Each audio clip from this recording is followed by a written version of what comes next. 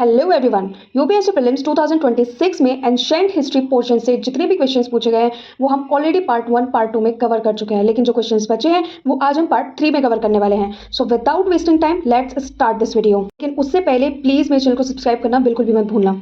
ये UPSC prelims का set D है जिससे मैं क्वेश्चंस करा रही हूँ। इसका क्वेश्चन नंबर 15 बोलता है, among the 4 main forms of existence of life recognised in Jainism which one of the following is not included. Basically है क्या कि जैनिज्म में 4 मेन फॉर्म्स बताई हुई हैं लाइफ के एग्जिस्टेंस की, कि आप कैसे रिकॉग्नाइज करेंगे, कैसे पहचानेंगे कि लाइफ एग्जिस्ट करती है या नहीं। सो जैनिज्म में उसकी बेसिकली 4 फॉर्म्स बताई गई हैं। अब उनमें से कौन सी यहाँ नहीं मैच करती वो आपको बतानी है। सबसे पहली चीज, अगर हम इसके रिसोर्स की बात करें तो ये डायरेक्टली किसी भी रिसोर्सेज में मेंशन नहीं है।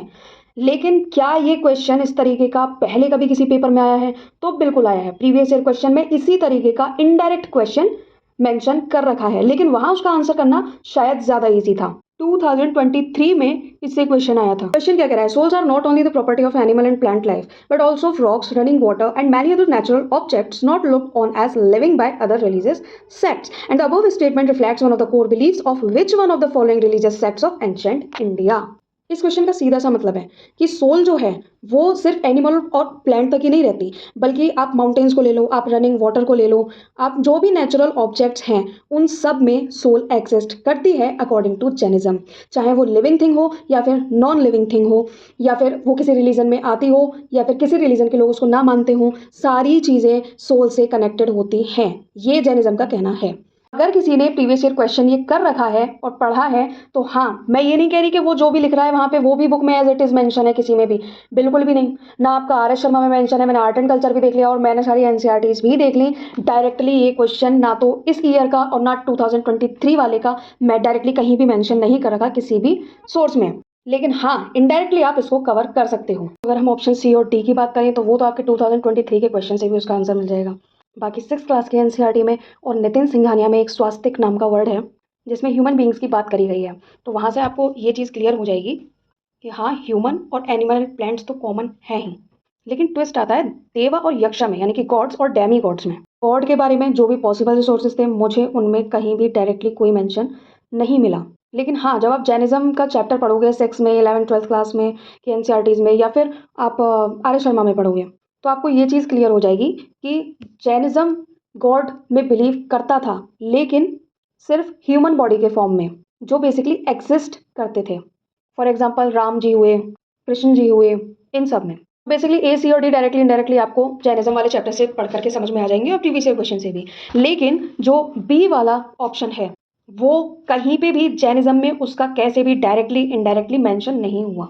आंसर आपका इस क्वेश्चन का बी ही होगा, राइट आंसर, जो इन 4 फॉर्म्स में इंक्लूडेड नहीं है, क्योंकि जो 4th फॉर्म है वो है नरकी, यानी कि हेलिश बींग्स के बारे में इसमें बताया गया है, यानी कि देवा, मनुष्य, त्रियंचा एंड नरकी, और we can say that hellish beings. तो अगर इस क्वेश्चन के लेवल की बात करें तो ये क्वेश्चन मॉडरेट लेवल का था कि हाँ प्रीवियस ईयर क्वेश्चंस में डिस्कस्ड है और आपकी बुक्स में भी कहीं ना कहीं डायरेक्टली इनडायरेक्टली इन चीज़ों का मेंशन कर रखा है। सो 50-50% के चांसेस यहाँ पे रहते हैं, क्योंकि 2 ऑप्शन तो आप एलिमिनेट कर ले जाओगे, लेकिन 2 ऑप्शन में आपको कंफ्यूजन बना रहेगा। 16th क्वेश्चन, द हलीसलस्य painting in the Bagh caves represent, यानी कि बाग केव्स में जो हलीसलस्य पेंटिंग है ये क्या रिप्रेजेंट करती है? Joyous folk dance, Buddha in a meditation pose, the depiction of Shiva and Parvati on Kailash, या फिर समुद्र मंथन यानी कि चर्निंग ऑफ द ओशन। सबसे पहली चीज, क्या ये क्वेश्चन अटेम्प्ट किया जा सकता था? तो हाँ किया जा सकता था।